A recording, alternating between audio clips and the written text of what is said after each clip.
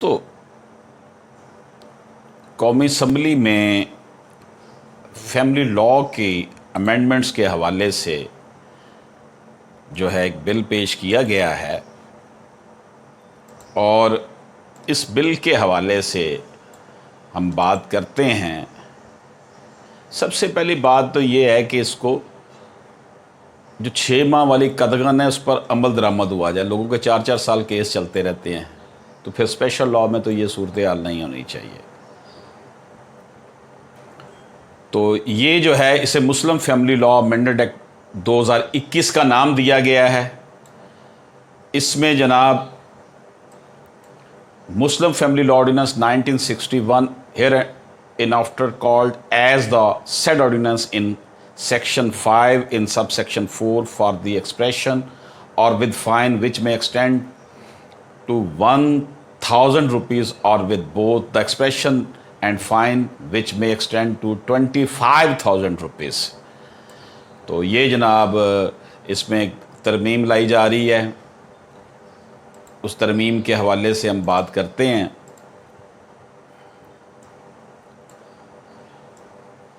کہ جو اس کی دفعہ 5 کی ذیلی دفعہ 4 میں جرمانہ 1,000 روپیہ ہو سکتا تھا، اس کو اب جرمانہ 25,000 روپیہ ہو سکتا ہے، میں تبدیل کر دیا گیا ہے۔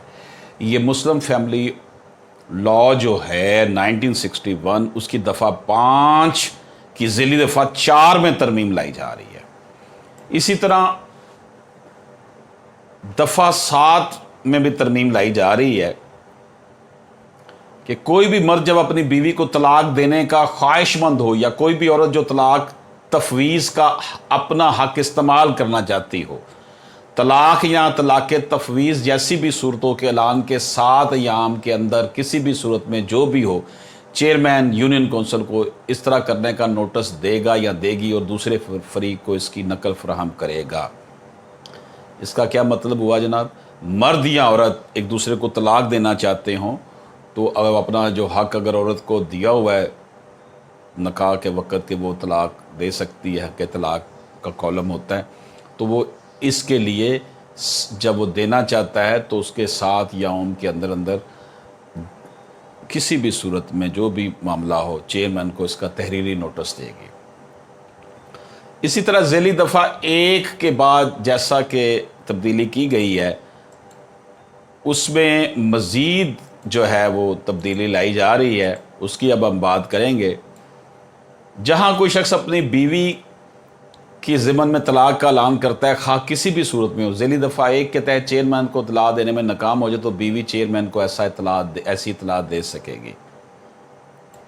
سنیں جی بات، مرد طلاق دے دیتا ہے لیکن وہ چیئرمین کو نہیں کمیونیکیٹ کرتا کسی وجہ سے بھی، بعض اوقات جان بوجھ کر تنگ کرنے کے لیے بھی عورت کو، تو پھر عورت جا کر طلاق کی اطلاع دے گی کہ جی اس نے مجھے دے دی ہے طلاق۔ آگے اس کا الف اور بے 2 ہیں۔ جہاں کوئی عورت جو اپنے خاوند کے ضمن میں طلاق تفویض کا اعلان کرتی ہے، خواہ کسی بھی صورت میں ہو، ذیلی دفعہ 1 کے تحت چیئرمین کو اطلاع دینے میں ناکام ہو جائے تو خاوند چیئرمین کو ایسی اطلاع دے سکے گا۔ یہ وہی بات آگے دونوں کا ریسیپروکل ہے کہ عورت نے طلاق کا حق استعمال کر لیا ہے، اعلان کر دیا ہے، لیکن وہ چیئرمین یونین کونسل کے پاس اس کی تحریری اطلاع نہیں گئی تو پھر مرد دے سکے گا۔ اگر مرد نے طلاق دے دیا ہے اور یونین کونسل میں نہیں بتایا تو پھر عورت جا کر بتا سکے گی۔ آرڈیننس 8 مجریہ 1961 کی دفعہ 9 میں بھی ترمیم تجویز کی گئی ہے۔ مذکورہ آرڈیننس میں دفعہ 9 میں ذیلی دفعہ 1 میں الفاظ اس کی بیوی کے بعد عبارت نابالغ بچے، معذور بچے اور غیر شادی شدہ بیٹیوں کو شامل کر دیا جائے گا۔